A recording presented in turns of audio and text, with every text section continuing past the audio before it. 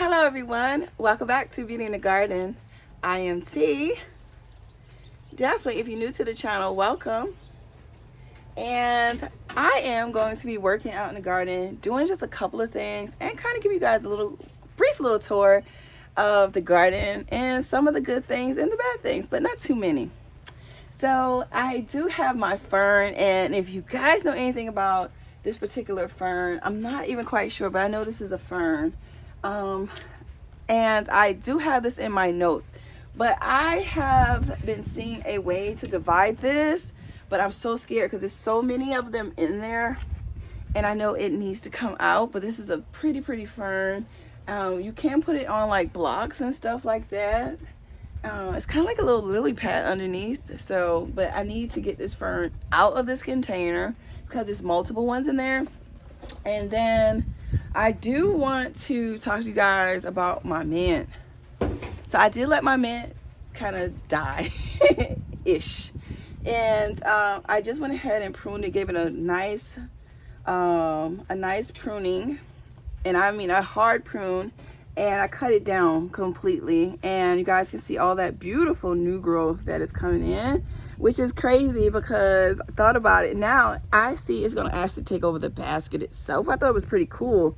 So hey, with mint, it's very invasive, and when I mean invasive, it will probably take over the whole thing. It will probably start growing out as soon as it gets sunlight. So all in all, I think it's gonna be pretty cool to see this container just pretty much just all the way around just grow as a big mint ball. You know, I think it's gonna be really neat. So, but I definitely gonna have to keep this watered a lot more than I have been. But all in all, it's doing really good. I'm really happy. Look at all that beautiful growth that is in this container. This right here is my chocolate mint right here. So I'm really happy with this. So as we go along in the garden, look at those. Those are gorgeous. So as we go along in the garden, I have been doing a lot of pruning, a lot of take backs, and just cutting it all down and trying to just get the garden kind of squared away and getting it where I want it to be. And so far I'm really happy. So I hope you guys' garden is doing better than it has been doing, because we have had a lot of heat, and for me it's just been a lot of neglect really. The heat has been somewhat a part of it, but all in all it was me this year, and things are trying to pop back. All right, so I wanted to show you guys my peppers. So here is my bell peppers, and you guys can see here is an assassin. This is an assassin. Oh, there we go. Here we go. It's assassin bug, stink bug, whatever you want to call it. Get them off my plant. All right, so right here is my beautiful bell peppers. Let's see if we got any more issues on here that I can see. And I know it's a spider in here. Can you guys see this right here, this clustering? It is a spider in here. I'm just gonna let it be, as long as it is not anything like spider mites. It's not a spider mite. This is actual spider in here, and I'm just gonna let it do its thing because it's actually found some sort of infestation of bugs that it's gonna stay here and get all of those pests right there. Here's my peppers, and I actually noticed a little bit of issues, you guys. I did tie my pepper, but the weight of my peppers, you guys, so I did tie my peppers, and I just noticed that it's just too much weight on my pepper, and it went ahead and snapped. We did have a little bit of wind, but it broke. So here's what happens when you have too many peppers. Oh, it cracked again. Oh no. Can you see that? I have so many peppers on here. They're nice size. It could have went a lot longer, you guys, with the ones like right here. And I'm just gonna take them off. How cute though. All right, so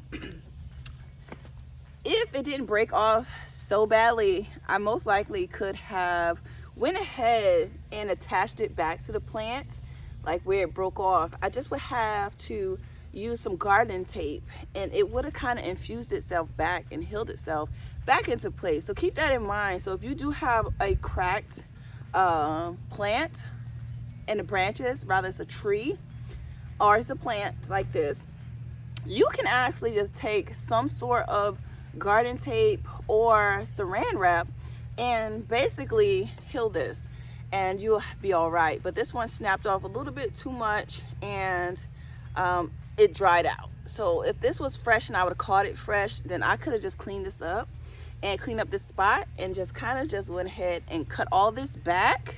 It's about right here, and attached it, and it would have went ahead and grew. So keep that in mind if you have that problem. But I mean, all my peppers just fell off. I mean, oop! I mean, it's just cracking everywhere. Look at that, y'all. Look at all the peppers. It's a ton. Oop. So it's a ton of peppers that just came off that one arm. Oh my goodness, look how healthy that was. And yeah, but look at the peppers. Yay to the peppers. But I wasn't gonna harvest them quite just yet, but it's all right. We got a whole lot more. You guys can see here on the plant. And we're just gonna go ahead and let that go. And I'm gonna tighten this up just a smidget. Just a little bit, so I don't get any more breakage. And as it goes along, I'll just go ahead and loosely tie. Right, so right beside it, I have some more peppers. I do see this arm here is draping. So I'm actually going to try my best to kind of just leave it. And I'm going to let the weight of it rest. I'm going to let the weight of it rest on the bed. And hopefully that'll hold it. And matter of fact, I do have a couple of them here. I'm going to try to tie it again to the post. Let's see if I can do that. This is a lot of weight. And that's another thing. When your plant is really, really healthy, this is one thing that will happen. It will try to crack because it has created such a thick stalk along the way.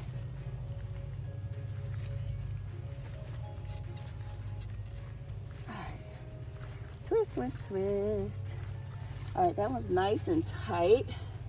Let's see what else I can tighten. I might do this one as well. Yeah, I'm gonna do this one as well. So what I'm gonna do, since I need the length, I'm gonna do a loose hoop at the end, like this. Now these are just twist ties, just like that. Just like a loose hoop. And then I'm gonna just twist it around this pole, so it can give just a little give off of the plant without it being so closely to the pole itself. Okay, I'm gonna leave that one there. Look at all that. Looks beautiful. Beautiful, beautiful. Let me show you guys something here. This is called, if you see this on your plant, this is called sun scorch. The sun has did this. It's not because of a bug. It's not because it went bad. It's because the sun just sat there beaming on that particular pepper, or you might see this in tomatoes. Okay, now if you see it at the bottom of a tomato, that's something totally different. But if you see something like this, this is sun scorch. Okay, all right, I'm gonna do some weeding, get some of these weeds out of here. I'm trying to keep up with my weeding ever since I've been back in the garden a little bit more. So I've been trying to keep the beds a little bit cleaner. It's been a little hard, but I have caught up with some of the things that needed to be managed. If you have weeds or grass like this, the great thing about it is very easy to kill, just salt and vinegar. All right, now I don't recommend it in your bed close to your plant, but if it's surrounding it, then go ahead and do that. But in your beds, I won't recommend that salt and vinegar because it will mess up the balance of your soil. So we don't want to do that. But if we want to go ahead and clean up around the base, a walkway, that is great. Salt and vinegar. That is all you're going to need. And I'm going to go ahead and harvest some more peppers.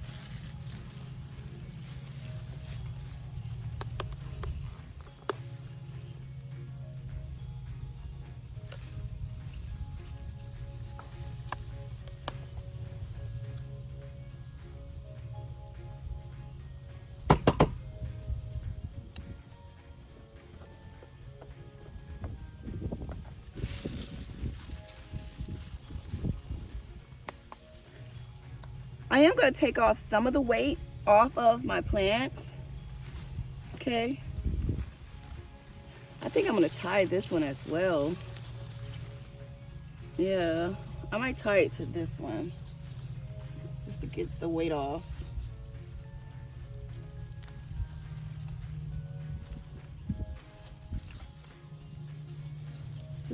Just to get some of the weight off.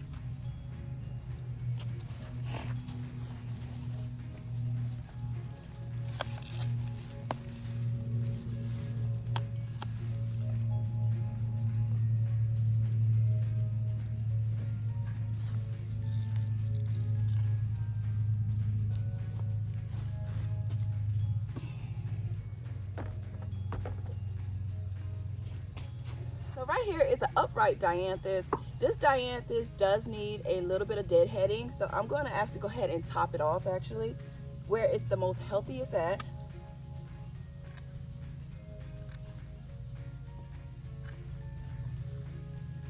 And it's going to do so much better now that I just did that. Now I did plant right here in the front of here was my chives, and believe it or not, they have not came up, which is very, very surprising because that is something that comes up very, very quickly. So I'm going to give it just a little bit longer and see what happens. And if it comes up, I will let you guys know.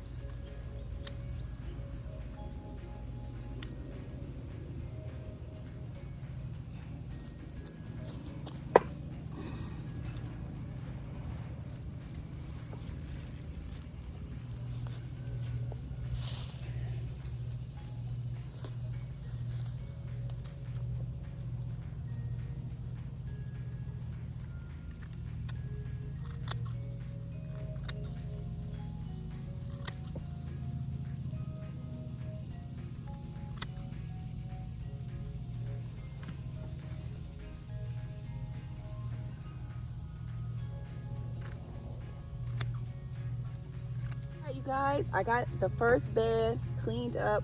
Peppers looking great. Dianthus nice and cleaned up. And now we're going to move on to the next bed. So far, great harvest. All right, so this right here is another bell pepper.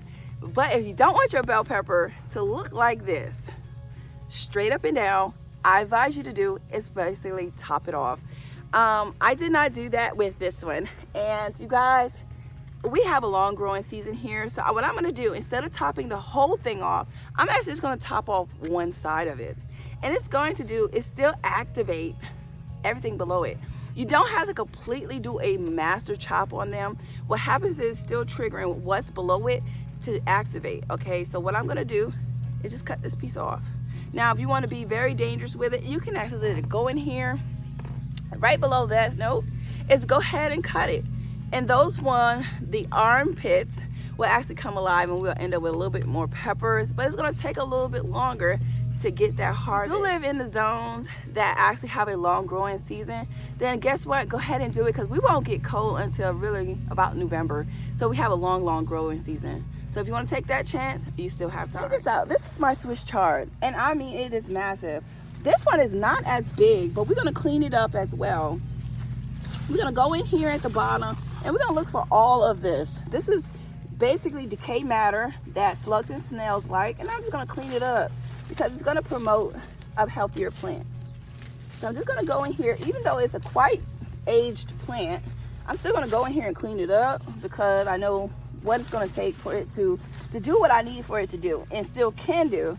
So I'm always going to come in here and try my best to keep up with it and clean it up. Now this is the best time to look for any weeds and go ahead and remove them. Can you guys see the base of this plant? Let me go ahead and remove this as well. You see? We're gonna get in here and clean it all up. Can y'all see the base of this plant? It is humongous.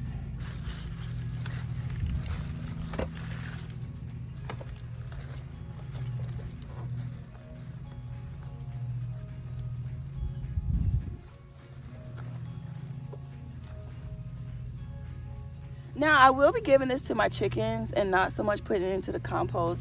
Anything that looks pretty green will go to my chickens. This right here will go into my compost.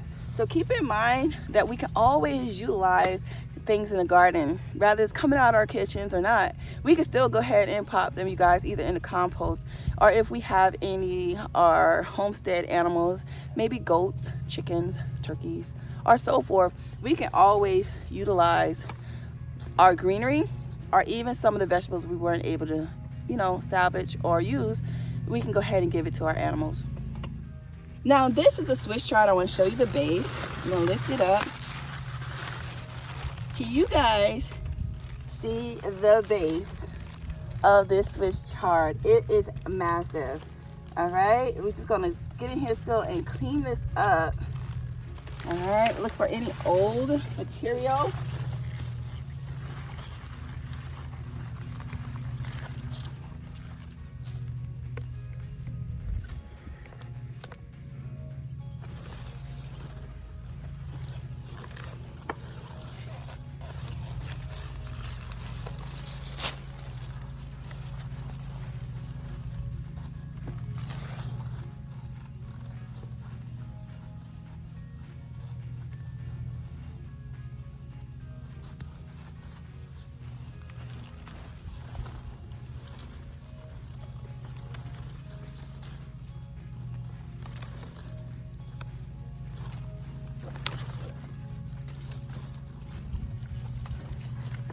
Oh, I found an onion. Look at that.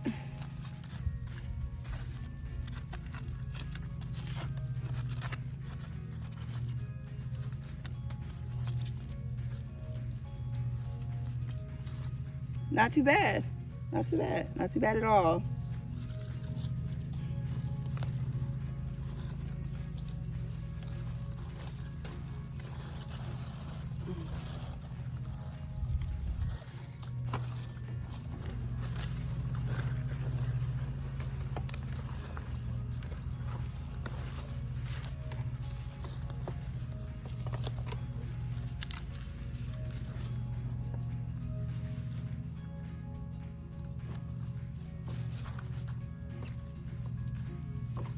This one is pretty clean, and I think that I probably will do a little bit of granulate fertilizer in these beds, just a little bit, not too much. I like the Job's Organic brand.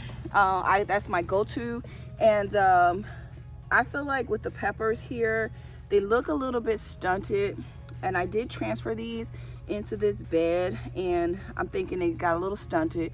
So what I'm going to do is I'm going to go ahead and give it some fertilizer, some fish emulsion, which I am going to give it some water soluble, and I like the fish emulsion, and I'm going to feed them, and that's going to make them a little bit stronger, and just keep on feeding them until I see some sort of new growth on them, because they are stunted, and I'm noticing that comparing to all of the rest, that these are stunted. The ones that I just planted in here, I can just tell that they're not taking on the growth that they need.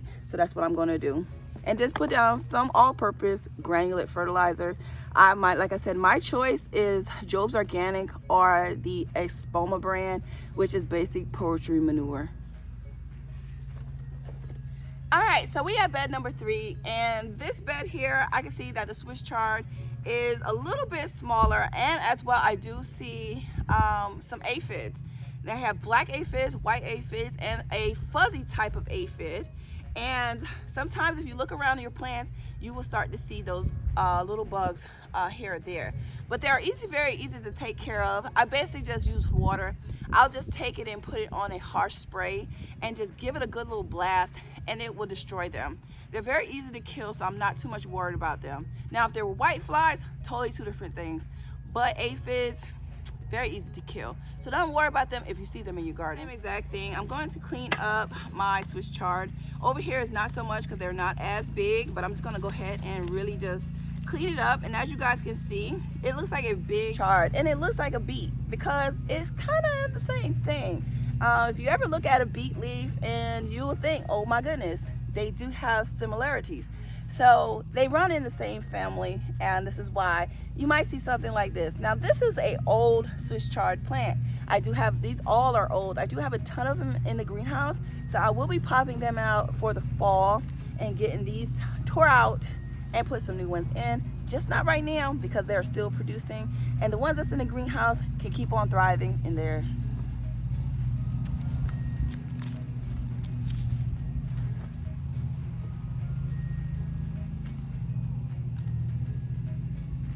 And the same thing goes for this bed here. I planted, actually in the back part, I planted up some green onions, and you guys, they did not come up.